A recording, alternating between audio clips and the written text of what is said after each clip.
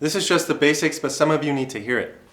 You need to think about the job you have, all right, and the job opportunities in that career path or in that area. How much money can you get? How high can you climb up the ladder? All right, think about these things. Think about what you're making right now. If you're bringing in $60,000 a year, all right, and it's just you. Let's just keep it simple. It's just you, $60,000. All right, you have a car payment, you have rent, you have a dog, you have food, you go out a lot to eat, you go out on the weekends.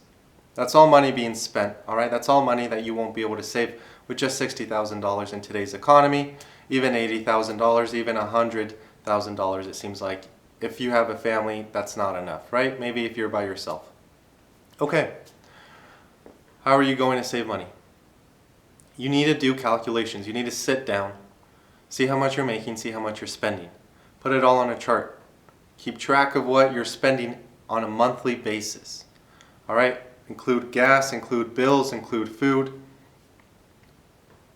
See what your budget is. See how much you're spending and how much you can dedicate money-wise to gas and to food. All right, into other extra things. The other extra thing pile of how much you can afford might not be that much after gas, bills, and food, right? You won't know that until you do the math and break it down. You need to do the math. So you have this little fun pile, that's the money that you can spend, all right? That means that you probably can't go out every weekend. That means you probably can't order Grubhub. That means you probably can't be ordering fast food all the time, even if you think that's saving you money. All right, rather than going out to restaurants and all these things. If you're living single, all right, I'm sure a lot of you are single men out there watching my channel.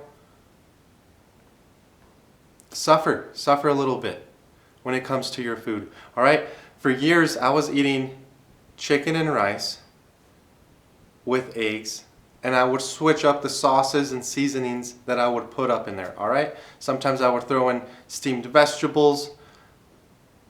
I get a smoothie filled with vegetables, so that's how I get my greens. A little bit cheating, I know, but I get my greens that way. But I was eating chicken, rice, spaghetti. I want to say for maybe about 3-4 years, I was doing the chicken and I was eating spaghetti for about 2-3 years.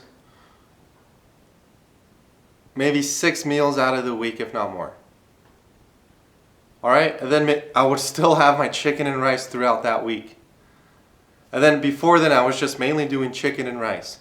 I'd do sandwiches for lunch, all right? Spend a little bit of money on some turkey, cheese, and bread. Get a yogurt.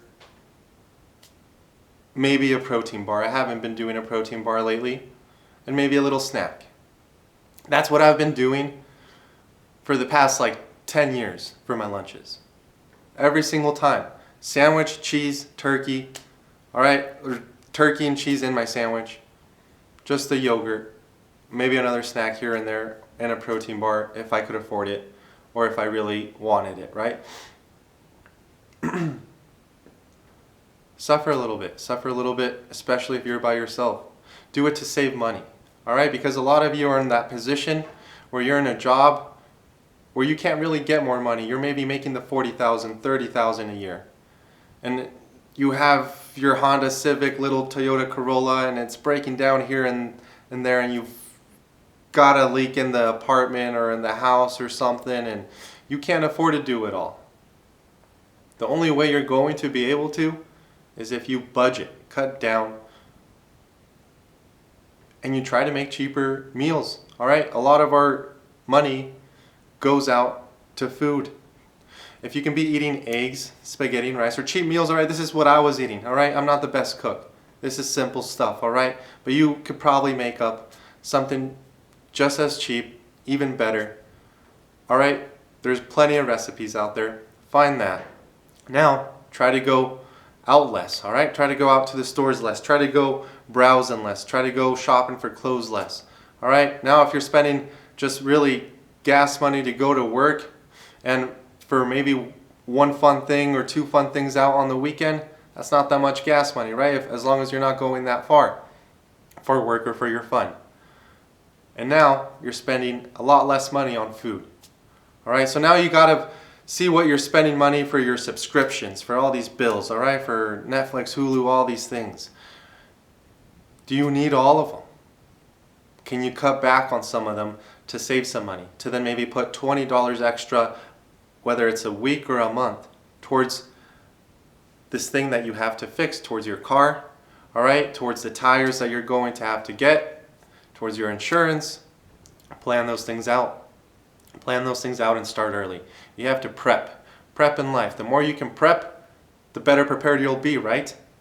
All right, even if it's something that's way different, at least you have tools, at least you're on the go. You have that mindset of like, look, I'm ready for this situation, even if it's completely different from what I expected. I'm ready, I'm in that mindset. Prep. And this is the harsh truth, but for a lot of you that means no more video games, no more movies, no more TV shows. All right, that means that you're going to have to be cooking more.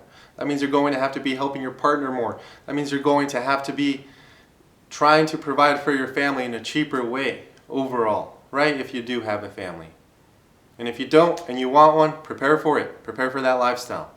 The more you prep, the better prepared you'll be, right? The less changes to adapt to, the happier you'll be, the better off you can enjoy the moment.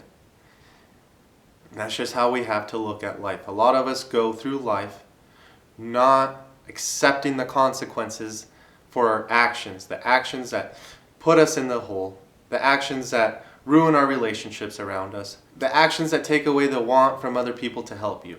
All those actions have consequences, all right, to your financial life, to your life in general, your quality of life, your happiness, the relationships, all that, okay? All that affects it.